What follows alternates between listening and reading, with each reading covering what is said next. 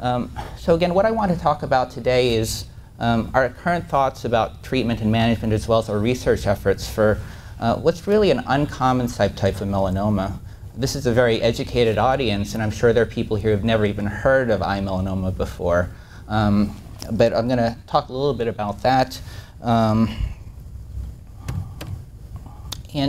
when I talk to people dealing with cancer, I like to start off with this slide. You know, all of us here are affected by cancer. I think all of us have asked at one point or another, who do we consider a cancer survivor? And this is a definition that was put out by the National Coalition for Cancer Survivorship. And they say that an individual is considered a cancer survivor from the time of diagnosis. So from the time of diagnosis through the balance of his or her life. They go on to state that family members, friends, and caregivers are also impacted by the survivorship experience and are therefore also included in this definition. And I think this is an important definition for two reasons. One, it emphasizes the point that we have to start thinking about the impacts of cancer at diagnosis, not after we've completed therapy, but what are the physical, medical, psychological, social, even financial effects of the cancer diagnosis. We have to start thinking about that early on. You know, and that'll help, I think, optimize the way we can help care for patients with cancer. And the second point is that they also state that family members, friends, and caregivers also have to be considered in this diagnosis because everyone is affected by that diagnosis. When we think about what people go through as they're diagnosed and treated for cancer, we can think of the stages as these four here: the stage of initial diagnosis, and workup, the stage of active therapy, the stage of maybe consolidative therapy or close observation, and then finally the stage of long-term survivorship. And each of these stages certainly warrants a separate lecture, but what I want to focus on today is kind of the stage of active therapy for uveal melanoma. What I want to focus on today is, one, what is uveal melanoma? Two, what are the FDA-approved treatment options that are at least available for this disease? Three, I want to spend a lot of time actually talking about the clinical trials that are being conducted in the US and around the world specifically for this disease. And then finally, I want to make sure that everyone here knows how to find an appropriate clinical trial. Because the work that Dr. Hody presented, the work that Dr. Kim presented, that couldn't have been done without people like you helping us participate in the clinical trials. So ocular melanoma, it's actually a family of diseases that occur in the region of the eye. And the most common site in the eye is the uveal tract. The uveal tract is made up of three areas in the eye. One is something called the choroid plexus, which is really is the vascular layer of the eye between the outer sclera, which is the white portion of the eye, and the inner retina. It's also made up of, it also includes the ciliary body, which is this ring of tissue that surrounds the lens of the eye. It helps change the shape of the lens, and it also secretes the aqueous humor that fills the front part of the eye. And it also includes the iris, which is the pigmented part of the eye that surrounds the pupil. Ocular melanomas can also arise from what's called the conjunctiva, and this is kind of the thin membrane that surrounds the outside of the eye. It also lines the inside of the eyelid. That's less common, and even less common, melanomas can arise from the orbit or from the eyelid. And again, what we're going to be talking about today is uveal melanoma, or melanoma arising from the uveal tract.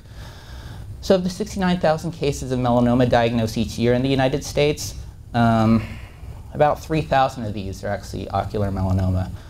Despite the rarity, this is actually the most common primary eye cancer we see in adults.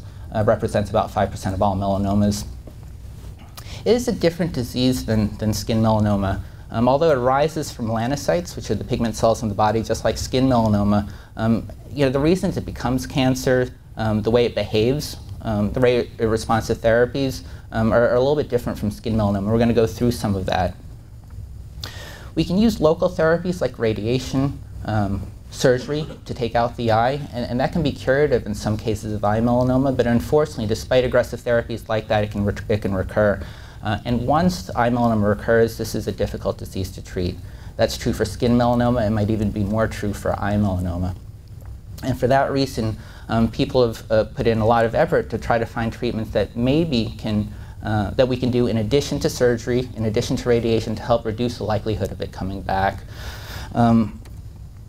In terms of FDA-approved agents that we have for the adjuvant therapy for melanoma, I think you're all aware of, there's really just the one drug, which is interferon. And now, last year, there was a long-acting form of it called pegylated interferon that was approved also. This is really the one drug that's approved for the adjuvant therapy of melanoma after resection of disease if they're at high risk of recurrence. But the studies that got this drug approved were conducted in patients with skin melanoma. I'm just going to quickly go through that data so you're aware of it. The first study that got that drug approved was something called ECOG 1684.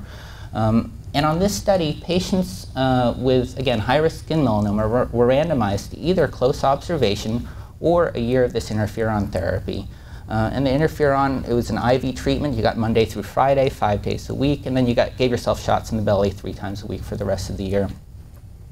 And what they showed is that actually with a median follow-up of 7 years, they found a 9% survival benefit at the 5-year time point. And patients seem to do better in terms of living longer if they got the interferon. And I'm happy that Dr. Hody and Dr. Kim went through how to read these curves, so I don't have to go through this too much. But basically, this is a survival curve here. On the x-axis is the time in years. The y-axis is the probability of the patient still being alive. So at time 0, everyone's alive. And ideally, the line just goes straight like that. And here you can see that the interferon line, which is this dotted one, is kind of closer to that ideal. And so this is what got the drug approved. The follow-up study to that was something called ECOG 1690, where a similar patient population was randomized to either that high-dose interferon arm. They also tried a low-dose interferon arm where patients got shots in the belly 3 times a week for 2 years, and there was a third arm for observation. And like with that first study, it seemed that there was a benefit in terms of delaying the time of the cancer coming back if you got the interferon, and that's the dotted line here as well as this dark line, compared to if you were just observed. This was only what we call statistically significant if you got the high-dose regimen. But unlike 1684, in terms of survival, there actually didn't seem to be a benefit or any difference. All these lines kind of just all overlap. And so this kind of illustrates for you some of the challenges I think we as physicians and patients face when deciding, what does this data mean?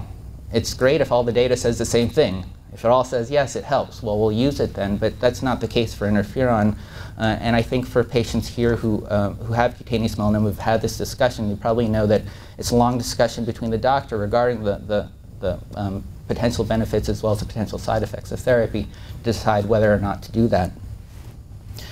So that's a big prelude to ocular melanoma. So the question is, do we have any data for interferon in uveal melanoma? And we don't have a whole lot. There's one study that really looked at this from the Mass Eye and Ear Hospital, where what they did was they looked at 121 patients with high-risk ocular melanoma. And they defined that as patients over the age of 65, patients with a big tumor, patients whose tumor involved the ciliary body, which is a ring that surrounds the lens, or a tumor that had extended outside of the sclera, outside of the eye. And these patients were either treated with proton beam irradiation or enucleation, and then they treated them for 2 years with that low-dose interferon regimen, the shots in the belly 3 times a week for 2 years. It wasn't a randomized trial. They looked at those patients who they put on the study and then kind of looked at historical controls and tried to see, is there any sort of difference? What this just shows you is here that they matched the patients they treated with the historical controls quite well for age, tumor size, sex, and the presence or absence of extrascleral extension. There were actually more patients with ciliary body involvement in the interferon arm, and that kind of connotes a worse prognosis. Those patients tend to have more aggressive disease. But this is what the curves showed. This curve's a little bit different than the last one. The x-axis is here, and that's time.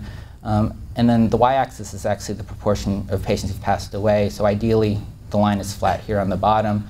But you can see here that it looks like if you got the interferon, if anything, you maybe did a little bit worse, but this wasn't statistically significant. But this is the only data we have for interferon and uveal melanoma in any sort of rigorous format. there's some issues with the study. One, it wasn't randomized. You ideally want a randomized study to really see does it make a difference or not. And two, this study only tested this low-dose interferon regimen. But again, this is the data that we have. So we're still really looking to try to find better and new treatments in the adjuvant setting. It poses a number of challenges for us, though, and I've listed some of those here.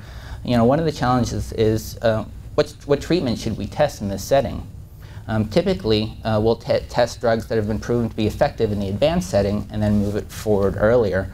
But as I'll show you in a little bit, we're having some trouble finding those effective drugs in the advanced setting. Two, which patients should be enrolled in the study? Should it be all comers or patients with just very aggressive disease? Three, what defines a positive study? Ideally, we want the drug to prevent the cancer from coming back. But is that how we should design the studies? That has impacts as far as how big the study is going to be, how long it'll take us to find the question or answer the question. And then four, how many patients are required to prove that a treatment is effective? That's particularly important in a disease that's uncommon like this one.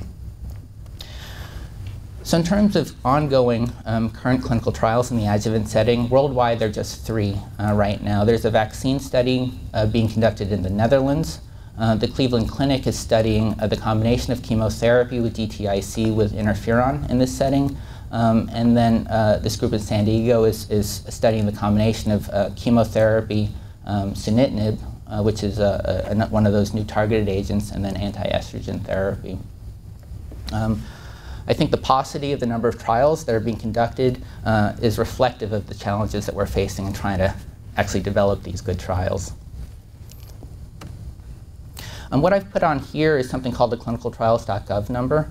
I'm sure most of you know about this website, clinicaltrials.gov, but if not, I just wanted to kind of talk a little bit about this because I think this is really important for patients everywhere. But clinicaltrials.gov is the service of the U.S. National Institutes of Health. It offers up-to-date information on federally and privately supported clinical trials for really all diseases and conditions.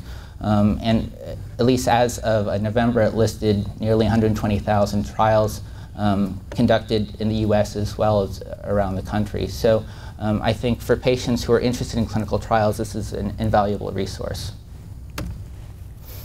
Okay, so here we are with a timeline for FDA-approved drugs. This is the interferon, which is approved for the adjuvant treatment of cutaneous melanoma. And as Dr. Kim went through, before last year, we had 2 other drugs that were FDA-approved for use in the advanced setting. Again, primarily based on studies looking at cutaneous melanoma. That was DTIC, the chemotherapy, and interleukin-2, which is the immunotherapy. And then also, as you've just heard, last year was a big year for us. We had 2 new drugs approved, both of which, for the first time ever, showed that they meaningfully impact survival. And no other drug before that's been studied has shown that, and that's the Ipilimumab and vemurafenib. The studies that got those drugs approved were done in patients with skin melanoma. Okay, so again, the next question for us is, what does that mean for eye melanoma? Now, the next set of slides it's a little bit of, I don't want this to be too repetitive because Dr. Kim went through this, but just to kind of summarize, the rationale for BRAF targeting is because we know that about 40 to 60% of melanomas harbor that BRAF mutation, which activates this growth pathway constitutively. And so if we can shut that off with a drug like vemurafenib, we shut down that signaling, we decrease the growth of the cell and lead to tumor death. As he showed you, the pivotal clinical trial randomized patients with BRAF mutant melanoma, again, this is skin melanoma, to either vemurafenib or dacarbazine. And he showed you these waterfall plots. And again, on the waterfall plots, each bar here is a patient. If the bar goes below the x-axis, that's good. That means the tumor shrunk. If it goes up, it means the tumor grew. And for DTIC, the likelihood of major shrinkage was 5 or 6%. Whereas if you look at the waterfall plot for vemurafenib, you can see that most of the patients fall below the x-axis. Overall response rate's 48%, so that's a dramatic difference, also with improvement in progression-free survival and overall survival. So can we use this in eye melanoma? Well, the key here is that that drug only works if the tumor has a BRAF mutation. And there have been a huge series of studies listed here that have actually looked at eye melanoma samples for the presence or absence of these mutations. And what they found here is of 276 samples, none of them had a BRAF mutation. They also looked at NRAS, and none of them had an NRAS mutation either. As Dr. Kim alluded to, the effects of treatment with vemurafenib, if the cell doesn't have a BRAF mutation, certainly you wouldn't expect an effect. And what we did here is we took a number of uveal melanoma cell lines and we characterized them for kind of these key mutations. So this one cell line had none of the key mutations in BRAF, something called GNAQ, which I'll talk about in just a little bit, or something called GNA11. Some of these actually had BRAF mutations, and a couple of them had a mutation in this GNAQ. As you can see, in the BRAF mutant cell lines, so we're treating them with something called PLX4720, which is the laboratory version of vemurafenib. And you can see that the viability of the cells decreases if we treat them with higher doses of the drug. So it works in the BRAF mutant cells. Here, you can see that it's flat. There's no effect on the wild-type tumors. But actually, if you treat the tumors with a GNAQ mutation, certainly there's no benefit. Maybe there's even some growth. And here we just show that treatment with that drug shuts down that pathway like Dr. Kim showed previously, but only if you have that BRAF mutation. It doesn't do anything in the wild type or the GNAQ mutant cell lines. So for this reason, treatment with vemurafenib in the vast majority of ocular melanomas isn't going to be a viable option. How about Ipilimumab? So this is a slide. I'm glad Dr. Hody went through this because this is a complicated slide and he explained this much better than I could, but basically Ipilimumab blocks the CTLA-4 antibody and allows for continued T-cell potentiation. And I'll just skip through this, but clearly on his study, there's an improvement in survival if you got the Ipilimumab versus if you didn't. So how about ocular melanoma? Well, again, the published literature is a little bit sparse, although I think a few of us are actually putting a larger series together. But this is what's out there right now, and this is a European experience. They recently published their experience of 13 patients, so it's a very small series. All these patients had uveal melanoma that was metastatic. And this is how they reported it. It's a little bit confusing, but I'll try to walk you through it. Here, patients got injections of the Ipilimumab 1 day every 3 weeks for the induction, and then they got it at 12-week intervals subsequently. So they got shots at week 1, 4, 7, 10, week 24, and then week 36. So at the very beginning, 13 patients started. They got their first shot. By week 12, 4 patients had actually been taken off the study already because the tumor had grown too fast, and they couldn't wait for the late response that Dr. Hody showed you previously. At week 12, at that point, 2 patients had actually shown control of the tumor. There was no growth, but 7 patients had evidence of tumor getting bigger. But because of the possibility of late responses, they were kept on treatment. By week 24, unfortunately, another 4 patients were taken off for disease progression. At this point, 3 patients actually had disease stability. So 2 patients who initially had disease stability at week 12 were still doing well. 1 other patient actually, who had progression, actually developed some late stabilization. 2 other patients had disease progression. And by week 36, 2 more patients were taken off study. 1 patient at that point still had a durable, stable disease, but 2 other patients had progression. This patient who had disease stabilization actually had disease control for over 3 years. So it's a little bit hard to interpret this series. It's very, very small. I think what it does tell us, is that immunotherapy with Ipilimumab can work. It has helped some of these patients. One of the challenges for us will be how to identify those patients prospectively a little bit better. But I think this shows that immunotherapy can work. It's warranted. Further evaluation is warranted in this disease. So that's really it in terms of kind of what we have for FDA-approved drugs. The vemurafenib I don't think is really applicable in this disease. Ipilimumab I think is a reasonable treatment options. Now there have been a lot of clinical trials conducted in this disease in the metastatic setting, trying to find new and effective therapies, and there are a bunch more ongoing. Over the past decade, though, these are the drugs that have really been studied. And this is just a list of different clinical trials looking at chemotherapy, different targeted agents, combinations of chemotherapy, combinations of chemotherapy with interferon. And these trials over the past decade have, in general, been disappointing. The likelihood of major shrinkage on these studies was pretty low, and we didn't seem to help very many people with these studies. In fact, if you look at the 157 patients treated across all these studies performed over the past decade, we actually only saw two responders across all those studies. But I think there's hope. That's a depressing slide, so I'm sorry. But there is hope. I think the way we're thinking about melanoma has changed. We don't think of this as one disease anymore. Rather, it's a family of different clinical and genetic diseases. And certainly we know that 45% of these melanomas will harbor these BRAF mutations. And it was that observation that led to the approval of vemurafenib. If we didn't find these patients, and if we didn't select these patients for treatment, then that drug may not have been approved. Now, what makes up the rest of the pie? Well, we know that another 20% of cases harbor NRAS mutations, and there's ongoing work trying to target that subgroup of patients. A small group of patients, particularly the mucosal melanoma patients, patients with acral melanomas, patients with chronic sun-damaged skin melanomas, will have KIT mutations. And work that Dr. Hody has done and that our group has done has shown the efficacy of KIT inhibition in that subgroup. There's still a big part of the pie that's so-called wild type. That means they're wild type for the things that we're looking for, so we have to figure out what's driving those tumors. Now, about 4% of these melanomas harbor mutations in something called GNAQ and GNA11, and it turns out the majority of those cases are ocular melanoma. So my hope is that just like the finding of the BRAF mutations in cutaneous melanoma really sparked the progress that we've made in this disease, my hope is that the GNAQ, GNA11 finding in ocular may do the same. So what is GNAQ and GNA11?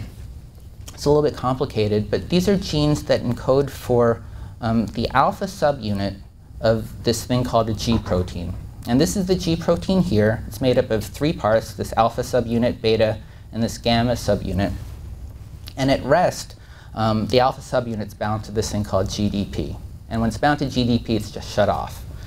What normally happens is if something binds to a receptor on the surface of the cell, it leads to kind of a conformational shift where the alpha subunit kind of exchanges the GDP, which is the off signal, to something called GTP, which is the on signal. And when that happens, there's a separation of these subunits. The alpha subunit goes one way, the beta gamma subunit does something different, and they can signal downstream for growth signals. Just like CTLA-4 is kind of a normal feedback mechanism to kind of keep things in check, the alpha subunit also has kind of this check mechanism where it ultimately spontaneously converts the GTP back to GDP and returns it to the off position. So this is what's supposed to happen. Now, the mutations that were found were reported in 2008 by 2 different groups. A group led by Boris Bastian while he was at UCSF, and a group by Bill Harbour at Washington University. And what they found was that about 45 to 50% of these eye melanomas had mutations in GNAQ. And those mutations were located in part of the protein that affected the ability of the alpha subunit to switch the GTP to GDP. And so what happens is the protein can't turn itself off anymore. It's just always on. Again, like BRAF leads to constitutive signaling, this mutation leads to constitutive signaling down that G-alpha pathway.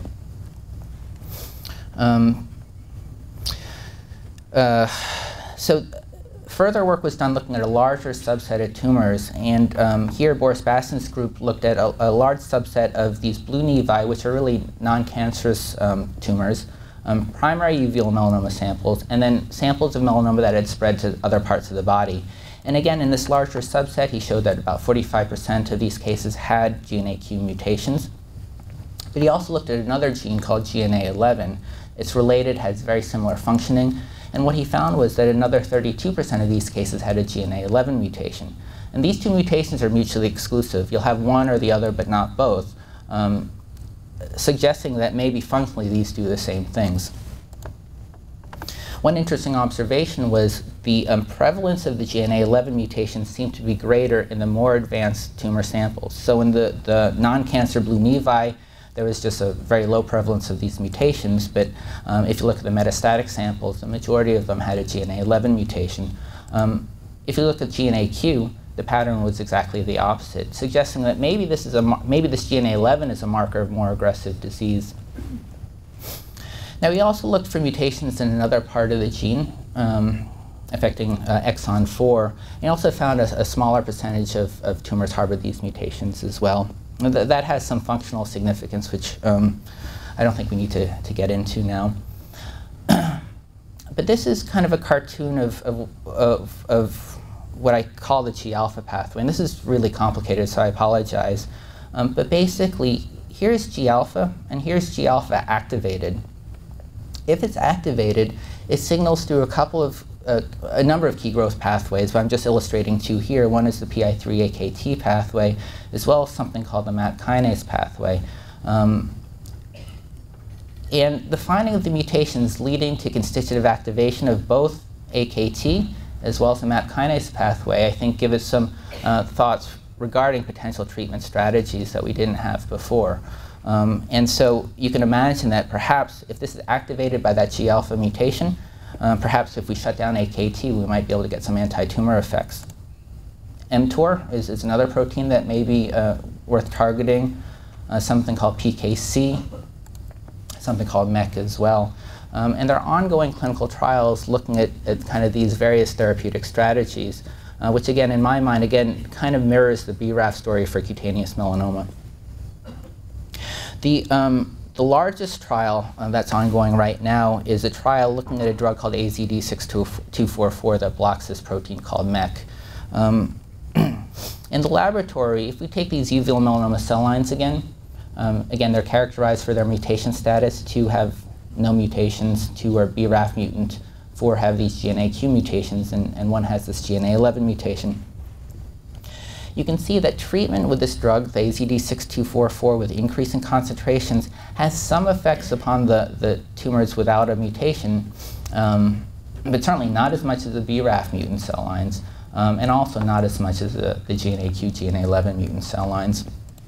Again, we show that inhibition of MEK with this drug effectively shuts down that MAP kinase pathway, but just in the cells with the GNAQ or GNA11 mutation. So in part based on that, there's an ongoing trial now. It's fairly large. It's being led by Memorial. It's a 14-center trial around the country that's randomizing patients who've not received prior chemotherapy with GTIC or temozolomide to either chemotherapy or the MEK inhibitor. If patients are randomized to the MEK inhibitor, they're allowed to immediately cross over to the, or if patients progress on chemotherapy, they're allowed to immediately cross over to the MEK inhibitor. So everyone's given access to this drug. We're monitoring enrollment so that we're going to have at least 40 patients with a tumor mutation in either arm, because that's the population that we think is going to benefit. And so where we are with the study now is we've randomized 50 of the 120 patients we need to complete the study. It is a little bit difficult because of the rarity of this subtype, but we do hope to have this study done in the next, hopefully, 1 to 2 years. There's a study of this drug called AEB071, which is a drug that blocks PKC, another one of those kind of nodes in the pathway that's activated by G-alpha. And this study just started. We're working on this in collaboration with Dr. Hody at the Dana-Farber, as well as a couple sites in Europe. And again, this is based on really promising preclinical laboratory data that suggests that this might be an effective therapy. So again, here's kind of this complicated pathway slide. We've talked about the presence of GNAQ, GNA11 mutations in 75 or 80% of ocular melanomas, leading to activation of this G-alpha pathway, as well as activation of the MAP kinase pathway. But there are other molecular and genetic effects that we may be able to target. And some of these may have to do with overexpression or amplification of certain cell surface receptors, such as things like MET, insulin-like growth factor receptor, somatostatin receptors. There's loss of key tumor suppressors, like something called P10, which is something that we might be able to use to our advantage to develop new therapies. And kind of based on this increasing understanding of the biology of this tumor, this is the current list of trials that are ongoing for metastatic uveal melanoma. The ones I've highlighted in red are the ones that are ongoing in the US, and there are a few also ongoing in Europe and Canada. of these, I think the rationale for these new trials are perhaps arguably a little bit stronger than the rationale for the prior generation. And so I really think that we are on the cusp of major progress in this disease. The trials here are trials like the PKC inhibitor trial, studies of drugs like sorafenib and sunitinib, which actually target a number of key receptors like vascular endothelial growth factor and so forth. This is a study of a drug like Ipilimumab, which they're conducting in Canada. There are some chemotherapy trials looking at chemotherapy with something called Genesense, which targets something called BCL2. This is a study that we're leading, looking at the combination of mTOR inhibition with a drug called RAD001, with a drug that's an analog of something called somatostatin. MD Anderson has a few trials looking at a drug called A12, which blocks IGF-1R. This is our trial, looking at the MEK inhibitor versus chemotherapy. Again, more chemotherapy trials. This is a drug of an HSP90 inhibitor led by Dr. Hody at Dana-Farber.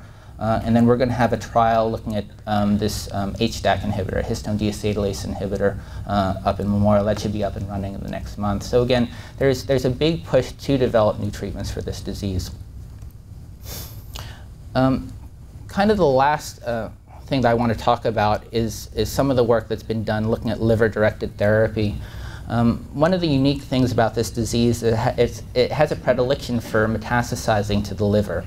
And so there are some patients who have liver predominant or liver only metastasis. And for that reason, investigators have looked at potentially just treating the liver.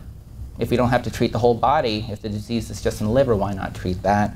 Some of the rationale for that is, one, the liver is the first site of metastasis in over 60% of cases, in some series, and maybe the dominant site of disease. Two, our currently available systemic therapies appear to have limited effectiveness. Three, the amount of treatment we can deliver to the liver is greater than the amount of treatment we can give systemically because of the side effects. And then four, based on the vascular anatomy of the liver, this is a really good site of the body to do this. The tumors actually get the majority of its blood supply from the arterial tree, whereas the normal liver gets it from the venous blood system. So if you give the chemotherapy through the artery, most of it goes to the tumor, less of it goes to the normal liver. And so I just put here some clinical trials that are actually looking at liver-directed therapy. So there are a few of these ongoing now. One thing that I did want to talk about is this study here, which is a study that was presented by Dr. Pinkpank from Pittsburgh in 2010, because this is actually the largest study of liver-directed therapy in a uveal melanoma population. And here they looked at a treatment called PHP, which is percutaneous hepatic perfusion, using a treatment called melphalan. And what they did is they randomized 93 patients with metastatic melanoma with liver involvement to either that melphalan liver-directed therapy treatment or best alternative care. And best alternative care could have been anything, a clinical trial, chemotherapy, or whatever. If patients on the best alternative care arm progressed, they were actually allowed to cross over to the liver-directed therapy arm later. And what you can see here is that the majority of patients put on this trial were actually ocular melanoma patients, and so that's why I just highlight this as a trial of some interest to this group. Although the treatment was put just in the liver with the hope of limiting systemic side effects, there were some side effects. So there was suppression of the blood counts that we saw, or that they saw, issues with liver toxicity as well. So this treatment wasn't without side effects. But what they showed here is that they met their primary endpoint, which was duration of control of disease within the liver itself. That's what they asked. How long can we control the tumor within the liver? And you can see here that the patients who got the liver-directed therapy did better than the patients who didn't. And so for that reason, this was deemed a positive study. If you look at overall progression-free survival, that is, if they had disease outside the liver and then it progressed, then that would be counted as an endpoint. That was also still significant. But again, the majority of these patients had liver-predominant disease anyway, so you'd expect those curves to be somewhat similar. Now, overall survival, which in my mind is the most important thing, that's what we need to do. If you look at overall survival, there was no difference between treatment arms here.